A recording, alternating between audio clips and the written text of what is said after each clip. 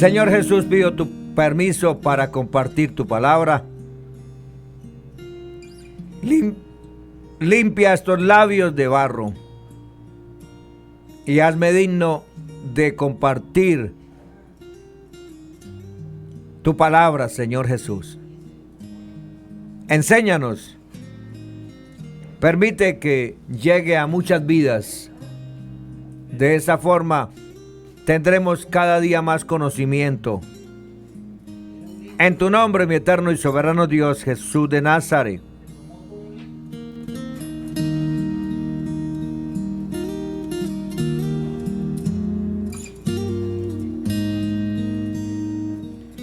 Otro Jesús. 2 Corintios 11, 3, 4.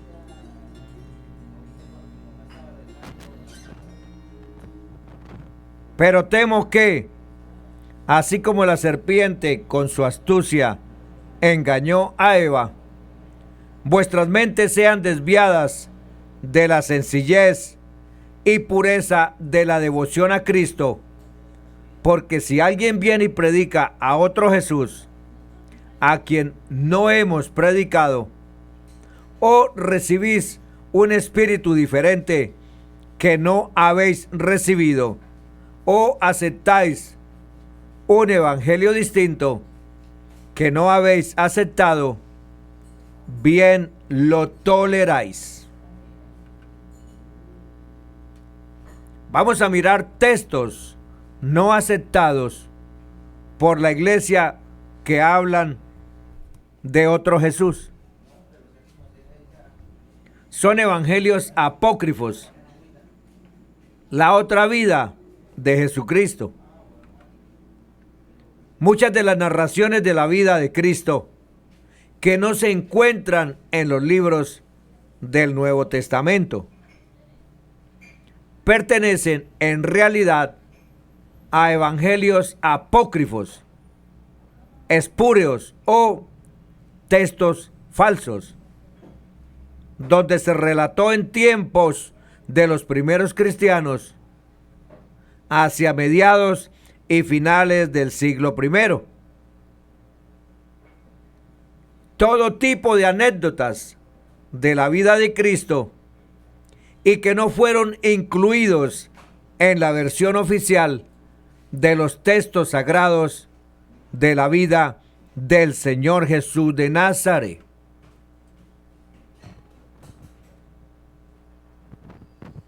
La historia del cristianismo y el relato bíblico han sido motivo de discusión durante cientos de años.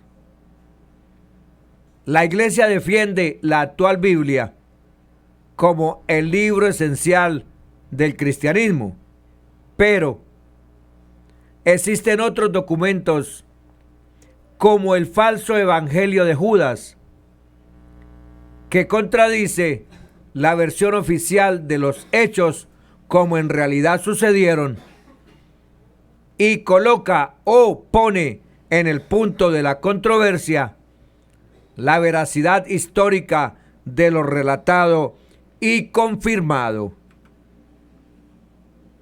Pablo de Tarso no perteneció al círculo inicial de los 12 apóstoles del Señor Jesús de Nazaret, pero sus escritos constituyen la base de la mayor parte de la fe cristiana. Para él, lo verdaderamente importante en la vida del Señor Jesús fue su muerte, sepultura, resurrección y ascensión. Sin embargo, los evangelios o los evangelistas Mateo, Marcos, Lucas y Juan habían establecido la plana inicial de los relatos verídicos. Consideraban que la vida de Cristo, su mensaje, sus obras, tenían enorme importancia y por ello compusieron sus registros bíblicos, conocidos más tarde como los evangelios. Con el paso del tiempo, estos relatos, aspectos o registros sobre la vida del Señor Jesús, vistas como cumplimiento fiel de la profecía, se quedaron cortas en detalles para algunos lectores que no estaban ávidos de saber más sobre el Mesías, sino en especular sobre él. Una alerta sobre esta oscura intención que estaba presentando y asediando la fe de los creyentes primitivos la presenta el apóstol Lucas, médico hacia los años 50 o 60 después de Cristo.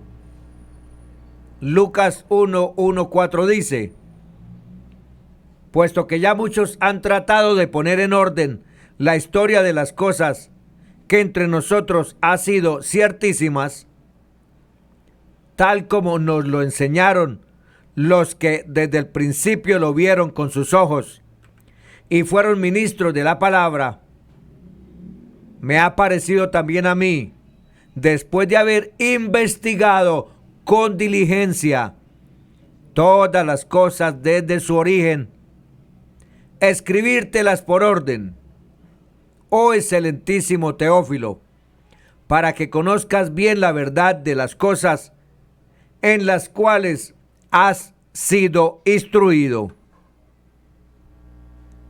Los escritores de los evangelios apócrifos o falsos intentaron llenar con sus historias los supuestos vacíos que dejaban los 4 evangelios originales aceptados por la iglesia. Por eso es que abundan en datos imprecisos, datos especulativos, datos sin coherencia sobre la supuesta vida oculta de Cristo.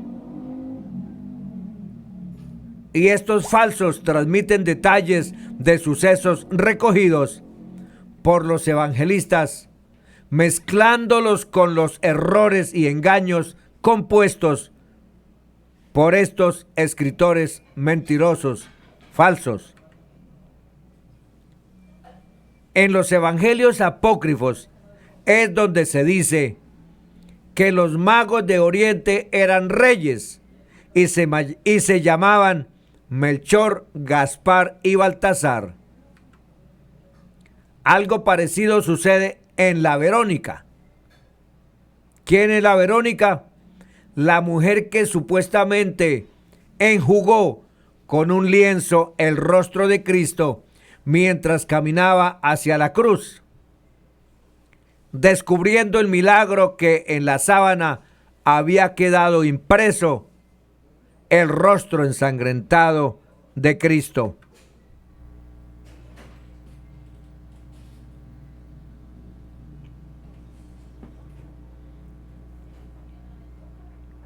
Aunque la historia de manera distinta aparece en el Evangelio de Lucas,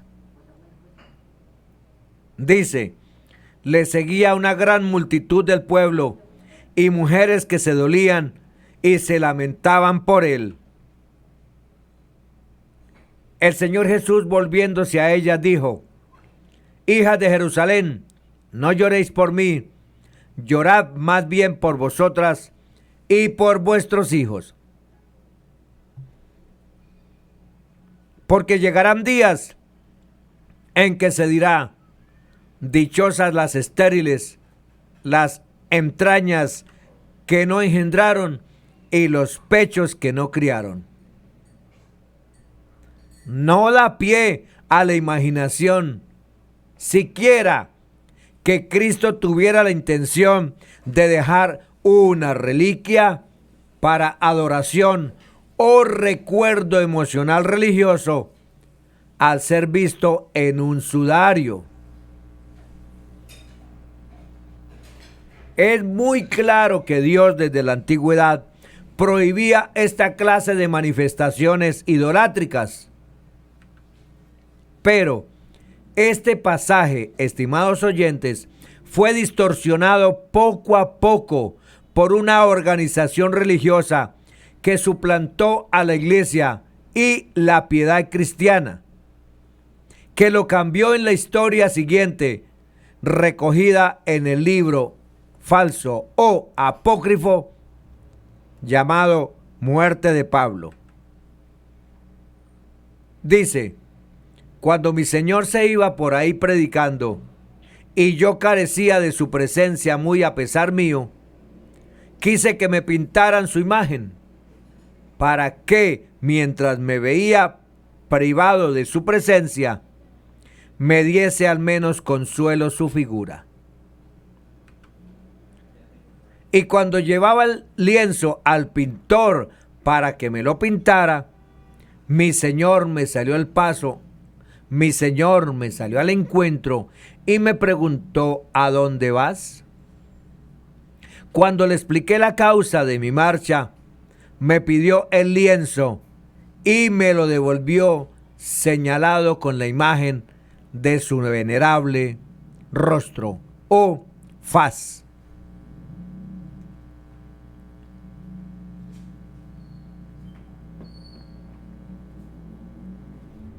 Por consiguiente, sigue el escritor, si alguien mira con devoción su aspecto, obtendrá el beneficio de su curación. De hecho, estimados oyentes, Verónica es un vocablo grecolatino, vero ícono, que significa verdadera imagen. Miremos la crucifixión apócrifa del Señor Jesucristo. En el episodio de la crucifixión de Cristo, los libros apócrifos o falsos también rellenan supuestamente las lagunas de los evangelios canónicos aprobados. Según estos últimos, a la izquierda y a la derecha del Señor Jesús fueron crucificados dos bandoleros, que es como los romanos llamaban a los sediciosos que se oponían a su imperio. El evangelio apócrifo de Nicodemo nos proporciona los supuestos nombres de estos bandidos. Allí se refiere a que el prefecto romano Poncio Pilato, tras oír que los judíos deseaban la muerte de Cristo, decreta su muerte, diciendo: tu raza te ha rechazado como rey. Por eso he decidido que en primer lugar seas azotado según la costumbre de los reyes piadosos, y luego seas colgado en la cruz en el jardín donde fuiste apresado, y que los dos malhechores, Dimas y Gestas, sean crucificados juntamente contigo. Uno de los episodios que más llaman la atención en la pasión de Cristo también solo aparece en el Evangelio de Juan.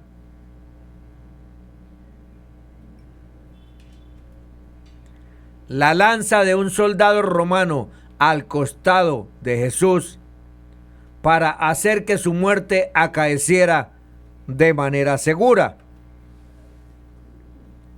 En este texto, el soldado es un personaje anónimo, pero el falso evangelio de Nicodemo y una presunta carta de Pilato a Herodes Antipas, también falsa, nos revelan su supuesto nombre, Longino, y su cargo, centurión. Miremos ahora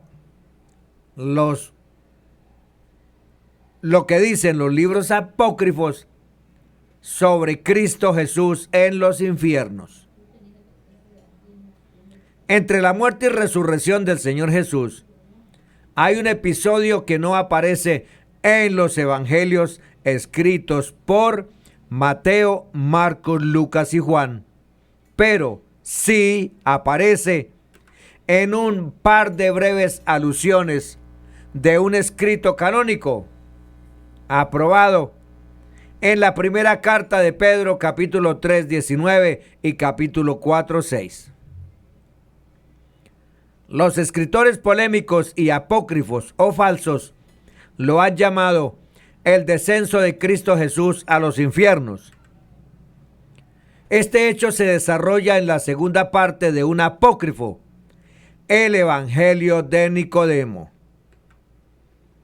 Unos cuantos sacerdotes, un levita y un doctor de la ley cuentan cómo en el retorno de Galilea hasta Jerusalén, donde habían sido testigos de la ascensión de Cristo, les salió al encuentro una gran muchedumbre de hombres vestidos de blanco, que resultaron ser los resucitados con el Señor Jesús cuando Él fue crucificado.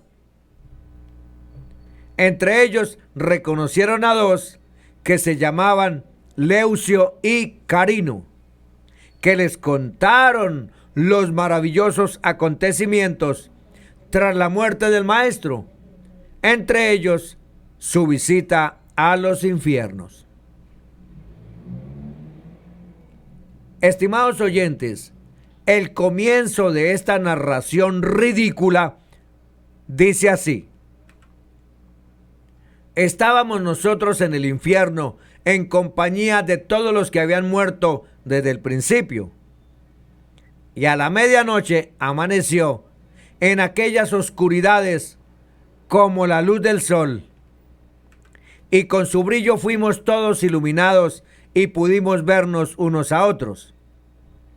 Y al punto, nuestro padre Abraham, los patriarcas y los profetas, y todos a una, se llenaron de regocijo y dijeron entre sí: esta luz proviene de un gran resplandor. Entonces el profeta Isaías dijo: esta luz procede del Padre, del Hijo y del Espíritu Santo. Los antiguos patriarcas comenzaron a regocijarse de inmediato con la liberación que se les avecinaba, mientras que Satán prevenía a su ejército a fin de que se prepararan para recibir a Cristo. Satán mandó reforzar las puertas del infierno, pero al conjuro de una voz celestial se hicieron añicos las puertas de bronce, los cerrojos de hierro quedaron reducidos a pedazos y todos los difuntos encadenados se vieron libres de sus ligaduras, y nosotros entre ellos. Entonces entró el Rey de la Gloria en figura humana, y todos los astros oscuros del infierno fueron iluminados. Enseguida se puso a gritar el infierno mismo: hemos sido vencidos, hemos sido vencidos. Cristo tomó por la coronilla a Satanás y se lo entregó al mismo infierno para que lo mantuviera a buen recaudo. Luego condujo a todos los patriarcas fuera del oscuro antro, comenzando por Adán, siguiendo por Enoc, Elías, Moisés, David, Jonás, Isaías, Jeremías y Juan el Bautista. Espero que me estén entendiendo. Como podemos ver, este relato no tiene nada de inspiración divina y deja el mal sabor de una narración falsa, inventada, imaginada por mentes oscuras, por mentes satánicas.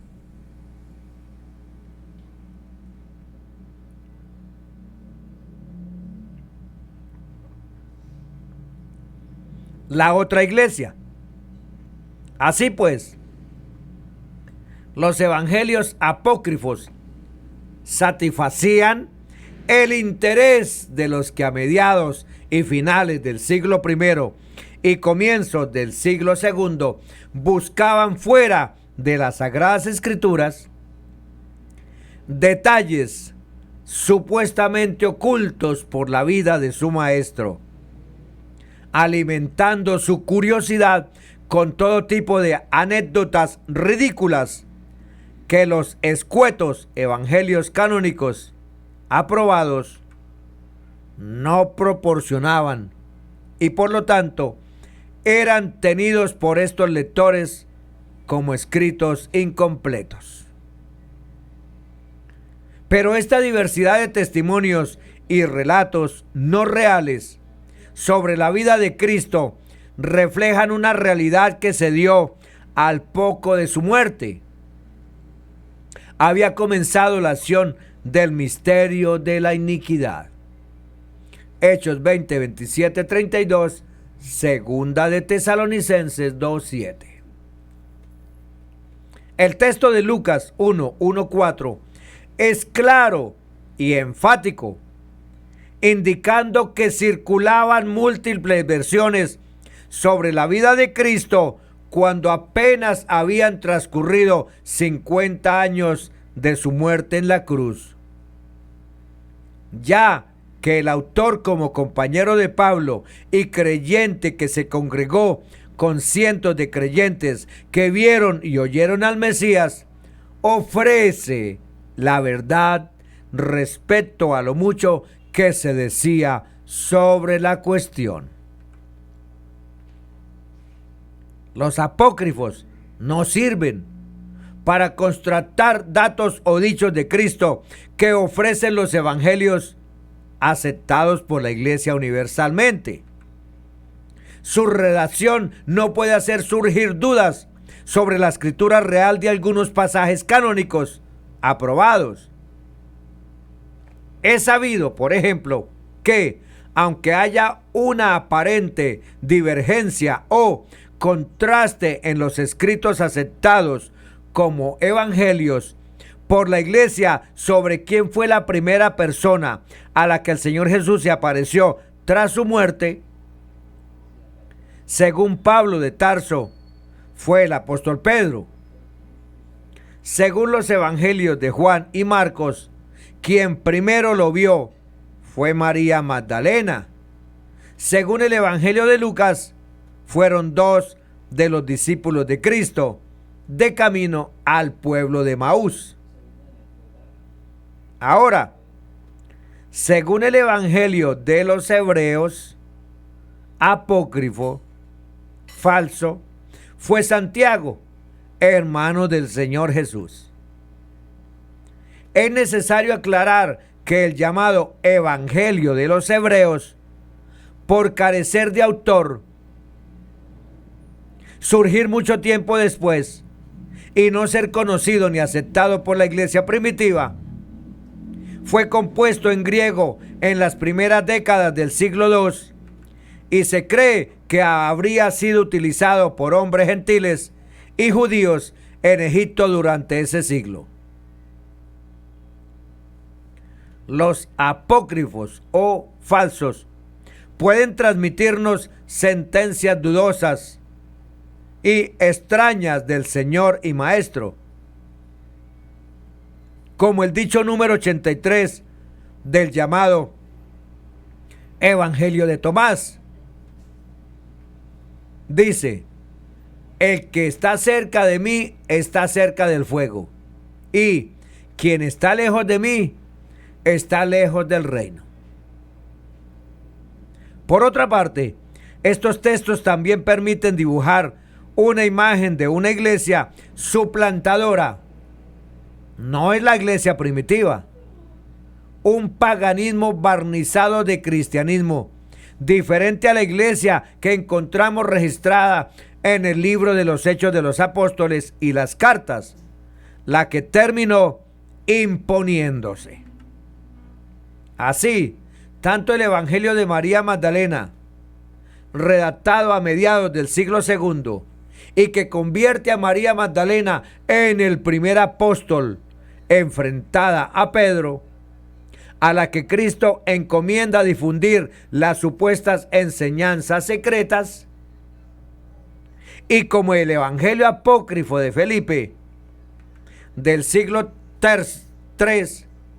Defiende la imagen de una comunidad de seguidores del Evangelio a su manera, en la que tenían mucha importancia las mujeres, que luego fueron perdiendo terreno por la supuesta evolución machista de la iglesia.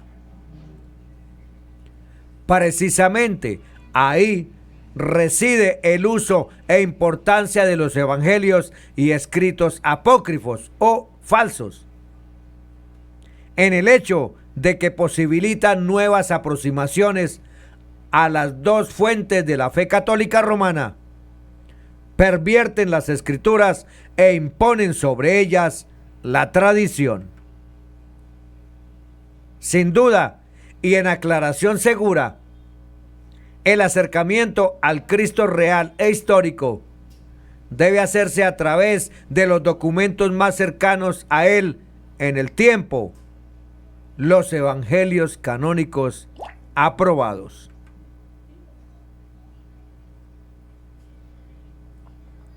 Pero, sin incluir ni estimar los escritos apócrifos, que desempeñan una función de oposición, distorsión, perversión y contraste nada apreciable. Estimado oyente, ¿sabías que la Escritura nos informa y advierte que hay otro Jesús? El Señor Jesús más conocido y famoso de la historia es el Hijo de Dios, que vino a la tierra a morir para darnos salvación. Sin embargo, la Biblia menciona a otro Jesús y su aparición es tan breve que no se pudo olvidar por completo. A continuación, hablaremos más de este otro Jesús que se le menciona en el Nuevo Testamento. El apóstol Pablo escribió cartas a diferentes iglesias durante su vida, y una de ellas es la que envió a los creyentes en Colosas. En esa carta, Pablo les educa en la doctrina cristiana y también los anima a seguir en el camino de la fe.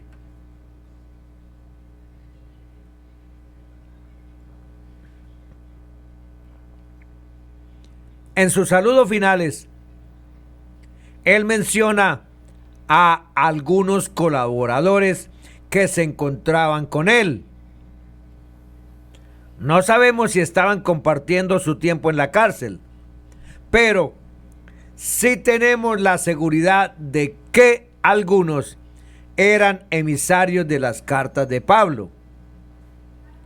En Colosenses 4:11, Pablo incluye los saludos de un creyente con el nombre de Jesús.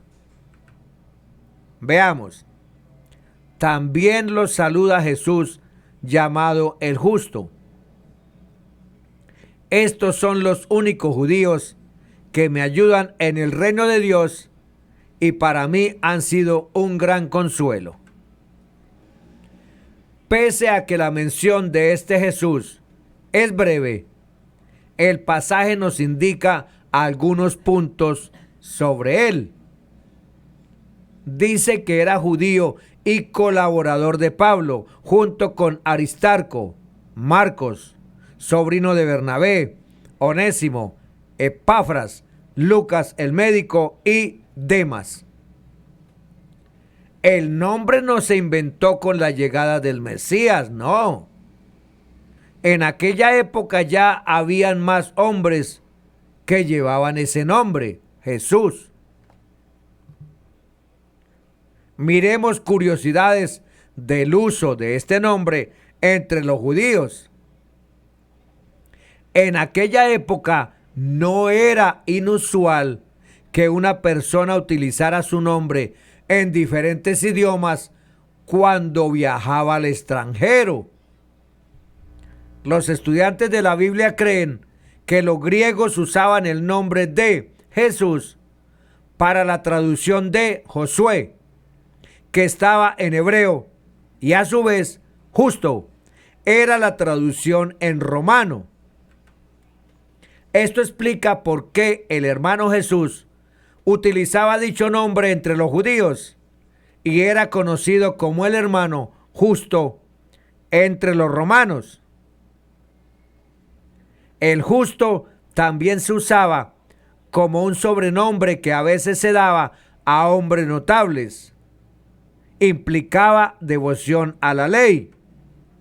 Por ejemplo, José, llamado Barsabás, que tenía por sobrenombre justo. Hechos 1:23. En el caso del otro Jesús que menciona Pablo en su carta en 2 Corintios 11:3-4, podemos saber que no era un sobrenombre.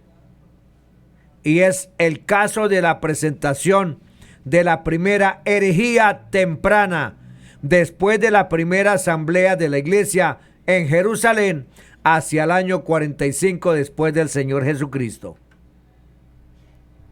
Este grupo que salió de la iglesia primitiva defendía la mezcla de evangelio con la ley judaica.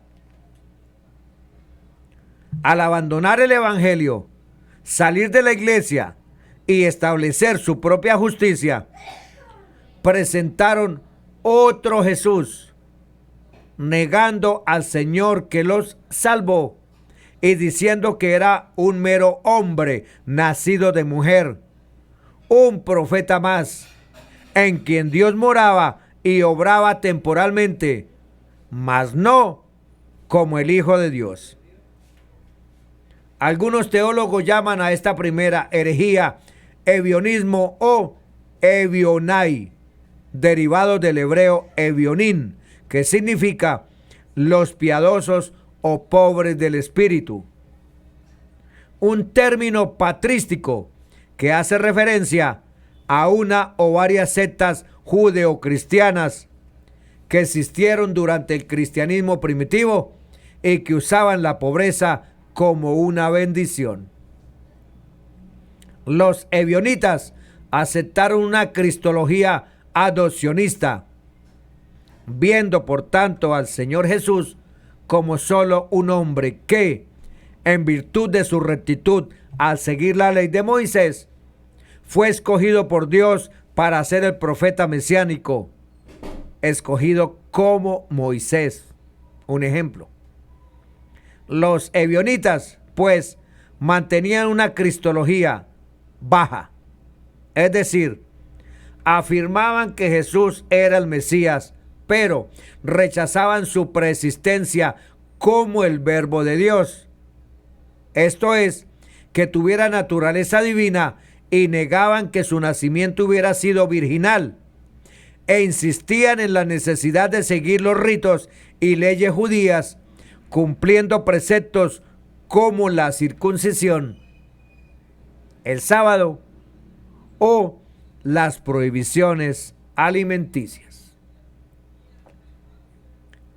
Terminamos con la primera parte del tema Otro Jesús. Con el permiso del Señor Jesucristo, estaremos compartiendo mañana la segunda parte. Maravilloso eres tú, Padre Celestial.